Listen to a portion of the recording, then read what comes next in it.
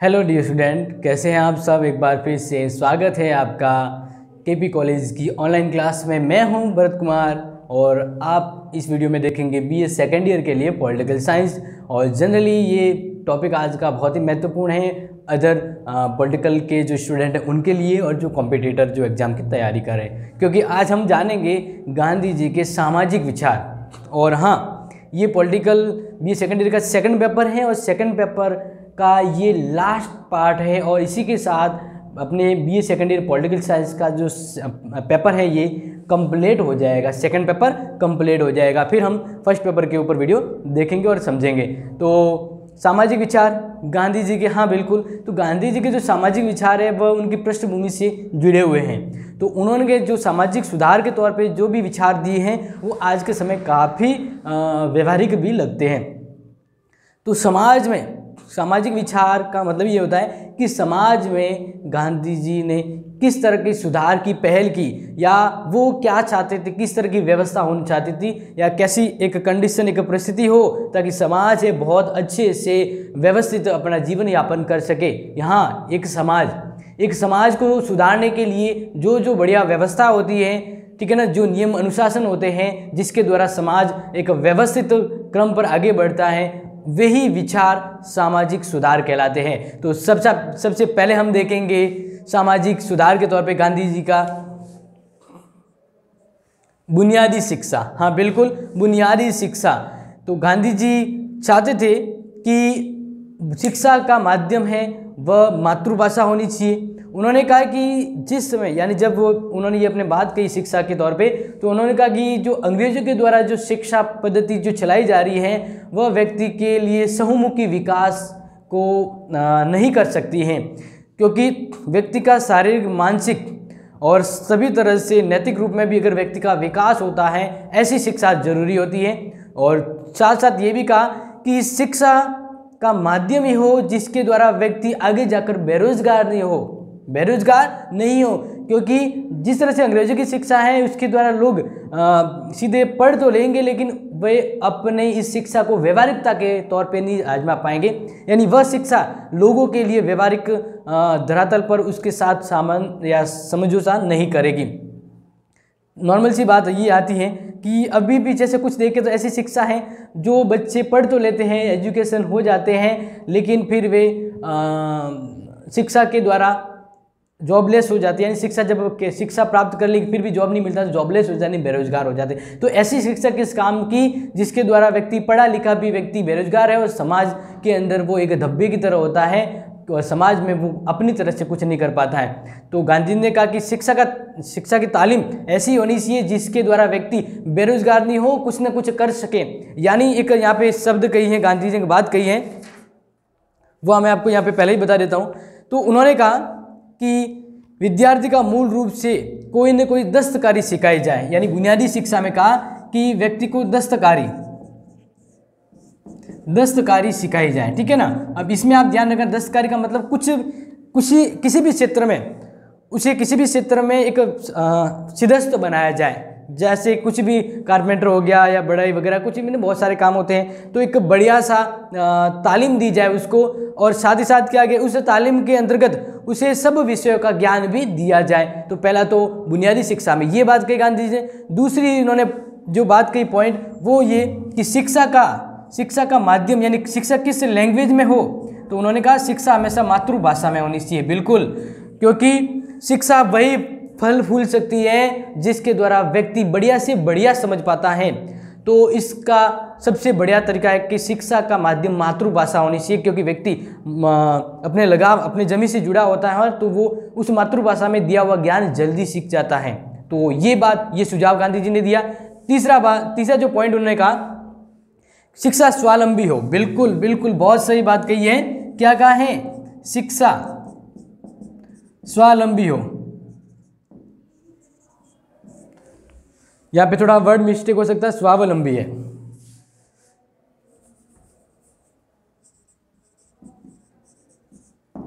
शिक्षा कैसी होनी चाहिए? स्वावलंबी। स्वावलंबी का मतलब एक व्यक्ति शिक्षा प्राप्त करने के बाद खुद अपने बलबूते पर अपना काम चला सकता है, किसी तरह का काम कर सकता है, अपना रोजगार चला सकता है, बेरोजगार नहीं रहेगा। तो ऐसी शिक्षा हो जो जिसके वो आत्मनिर्भर स्वावलंबी बने। और साथ ही साथ कहा गया है कि उस दस्तकारी से, यानी जिस दस्तकारी का सिद्धस्थ व्यक्ति को किया जा रहा है, तो दस्तकारी से विद्यार्थी के जीवन में और उसके बाद में उसका भरण पोषण हो सके, ऐसी शिक्षा होनी चाहिए। और साथ ही साथ कहा गया है कि शिक्षा का एक उद्देश्य ये होना चाहिए कि शिक्षा के द्वारा उस व्यक्ति का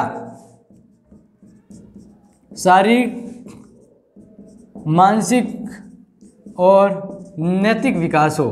तो ये शिक्षा बहुत ही बढ़िया अच्छी होती है, यानी गांधी जी ने कहा। और गांधी जी के द्वारा बुनियादी शिक्षा का मतलब ये होता है कि राष्ट्र के लोगों के लिए किस शिक्षा की जरूरत बहुत ज़्यादा है, कौन सी शिक्षा राष्ट्र के लोगों के लिए जरूरी है और आवश्यक है, वही शिक्षा बुनियादी शिक्षा के तौर पे गांधी जी ने विचार दिया। और काफ़ी हद तक ये बढ़िया उनके जो सुझाव थे सामाजिक क्षेत्र में काफ़ी अच्छे जो लगे, ठीक है ना। इस तरह से सामाजिक व्यवस्था में शिक्षा भी एक बड़ा माध्यम होता है जो समाज को सुधार सकता है। दूसरी बात करें सामाजिक सुधार के तौर पे वर्ण व्यवस्था, तो वर्ण व्यवस्था को आप समझेंगे कि ये तो आपको पता है वर्ण क्या होता है, अलग अलग, जैसे आपको पता होगा एक हो गया ब्राह्मण, क्षत्रिय, वैश्य, शूद्र, ऐसे ऐसे अलग अलग वर्ण होते हैं। तो वर्ण के द्वारा, जैसे क्षत्रिय है तो वो देश की सेवा का कार्य करेगा, है, शूद्र है तो वो सेवा वगैरह करेगा, मतलब वो उत्पादन वगैरह करेगा। तो इस तरह से हर वर्ग का कुछ कार्य होता है और इस तरह की व्यवस्था के द्वारा, इस तरह की कंडीशन और व्यवस्था चलती है,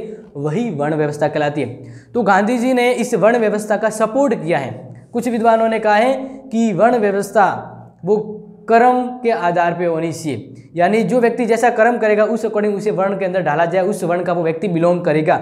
लेकिन गांधी जी ने कहा नहीं, वर्ण व्यवस्था जन्म के आधार पे होनी चाहिए, क्योंकि जन्म के आधार पे अगर व्यक्ति को वर्ण के अंतर्गत बांटा जाएगा या मिलेगा उसको वर्ण, तो इस तरह से एक सामाजिक व्यवस्था बनी रहेगी और लोग अपने वर्ण के कार्य करेंगे ताकि दूसरे वर्णों के बीच हस्तक्षेप नहीं हो, अव्यवस्था नहीं फैले। गांधी जी ने कहा कि समाज में अव्यवस्था ना हो, इसलिए सभी व्यक्ति जन्म के अकॉर्डिंग वर्ण व्यवस्था को धारण करेंगे, क्रम के आधार पर नहीं। क्योंकि काम छोटा बड़ा काम सभी बराबर होता है, भले नाई काम कर रहा है, एक वकील काम कर रहा है, काम यानी होता है ना कि अपना काम, तो काम कोई छोटा बड़ा नहीं होता है, काम बराबर होता है और सबको बराबर सम्मान और अधिकार दिया जाना चाहिए। ये तर्क देते हुए गांधी जी कहते हैं कि वर्ण व्यवस्था जन्म के आधार पर होनी चाहिए और सभी को सभी काम का बराबर हक और सम्मान दिया जाना चाहिए। तो इस तरह से उन्होंने ये सामाजिक व्यवस्था में वर्ण व्यवस्था का समर्थन किया है, जो आप समझ गए होंगे।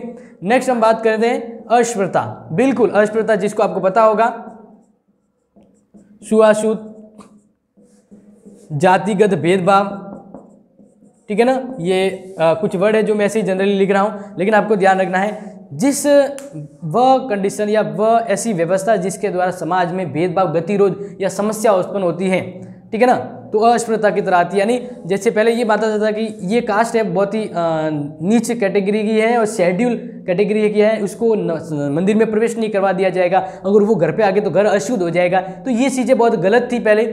तो इसलिए गांधी जी ने कहा कि जब व्यक्ति होने के नाते बराबर है, सबका रंग ब्लड एक है, तो फिर इसमें भेदभाव क्यों हो रहा है, फिर ये ऊंच नीच की भावना क्यों हो रही है। और जब अस्पृश्यता होगी, यानी कहने का मतलब जो छुआछूत और भेदभाव होगा, तो समाज कैसे आगे बढ़ेगा। उन्होंने कहा समाज में ये अस्पृश्यता जैसी गंभीर बीमारी एक रोग है जो समाज को खोखला कर रही है। उन्होंने कहा ये अस्पृश्यता को अंत कर दिया जाने, छुआछूत जैसी बीमारी इसको समाप्त किया जाना चाहिए और सभी को समाज में बराबर हक दिया जाना चाहिए। सभी के लिए मंदिर में प्रवेश करना बराबर होना चाहिए, कोई भेदभाव नहीं होना चाहिए। जब समाज में इसी तरह की और भी कुरीतियाँ है वो समाप्त होगी, तभी समाज को बेहतर आगे बढ़ने का मौका मिलेगा। ये बहुत ही बढ़िया गांधी ने इसके लिए प्रयास भी किए, हरिजन वर्ग के लिए काफ़ी सुधार किए और इस समाचार पत्र वगैरह ऐसे उसके द्वारा अपने विचार फैलाए और खुद आगे होकर इस क्षेत्र में कार्य भी किया, ताकि लोग गांधी जी को खुद ये काम करते देखे तो उनके मन में ये अस्पृश्यता जैसी गंभीर सोच, खराब सोच है वो निकल जाए। तो ये अस्पृश्यता का अंत के तौर पे उन्होंने कहा कि इस तरह से हम समाज को सुधार सकते हैं, क्योंकि समाज में सभी को बराबर हक है और सभी साथ में मिल के रहेंगे तभी तो समाज बढ़ता है। एक हाथ से ताली नहीं बजती है, तो दोनों हाथ जोड़ते हैं। इसी तरह समाज के सभी वर्ग मिलते हैं तभी डेवलपमेंट की ओर बढ़ते हैं। फिर सांप्रदायिकता। सांप्रदायिकता का मतलब होता है जैसे भारत में अलग अलग धर्म है, हिंदू, मुस्लिम, सिख, ईसाई, तो सभी धर्म की अलग अलग मान्यता है, अलग अलग रीति रिवाज, नियम है। ठीक है ना।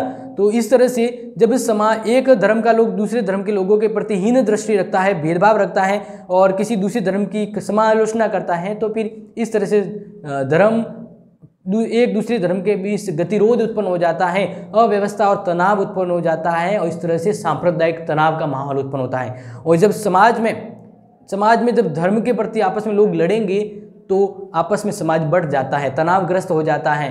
तो गांधी जी ने कहा कि सांप्रदायिकता जैसी जो बीमारी है ना, कुरीति बीमारी, बस समाप्त होनी चाहिए। क्योंकि जब एक राज्य है वो सभी धर्मों के प्रति समान नीति व्यवहार से चलता है तो लोग क्यों आपस में भेदभाव करते हैं। तो उन्होंने कहा कि जितने भी धर्म हैं भारत में सभी समान हैं, क्योंकि भारत ने धर्मनिरपेक्ष का रास्ता अपनाया है। यानी भारत के लिए सभी धर्म बराबर हैं, किसी भी धर्म को विशेष धर्म का दर्जा नहीं दिया गया है। तो यही बात कही गांधी जी ने कि सांप्रदायिक एकता होनी चाहिए। सांप्रदायिक एकता का मतलब जितने भी धर्म हैं अलग अलग, उन सभी धर्मों में तालमेल, भाईचारा और तालमेल होना चाहिए। किसी भी धर्म को ज़्यादा ऊंचा या ज़्यादा नीचा नहीं मानना चाहिए। सभी अपने धर्म के क्षेत्र में अव्वल हैं और सभी का धर्म है वो बराबर है, सभी का धर्म है वो बेमिसाल है। यानी लोग आपस में एक कब बने रहेंगे, जब उसमें धार्मिक मित्रता होगी, समभाव होगा और धर्म के प्रति अलग सोच या द्वेष नहीं होगा। तब लोग जब सद्भावना रखेंगे तो धार्मिक और सद्भावना की एकता बनेगी। और सांप्रदायिक एकता कहीं ना कहीं देश को एक अच्छे मुकाम पे ले जाती है, क्योंकि लोग जब आपस में धर्म के नाम पे नहीं लड़ेंगे ना, तब वह कुछ नया सोच के देश के डेवलपमेंट में काम कर सकते हैं। और समाज में सांप्रदायिक एकता अगर कहीं पर है तो वो समाज बहुत ही अव्वल दर्जे का होता है, बहुत ही डेवलपमेंट करता है। और मैं तो मानता हूँ सांप्रदायिक ये एकता किसी भी अगर क्षेत्र में है तो वह समाज और वह राज्य बहुत ही अच्छा होगा, जहाँ पे सभी लोग बड़े भाईचारे के साथ रहेंगे और सभी धर्म एक समान माने जाएंगे। तो गांधी जी ने कहा कि डेवलपमेंट का दूसरा काम भी यही है कि सांप्रदायिक एकता बनी रहे।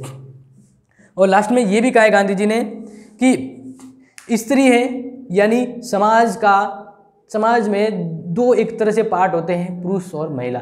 तो जब पुरुष को एक महत्वपूर्ण मिसाल के तौर पे और एक बहुत ही जिम्मेदारी पूर्वक उसको माना जाता, तो स्त्री को क्यों नहीं।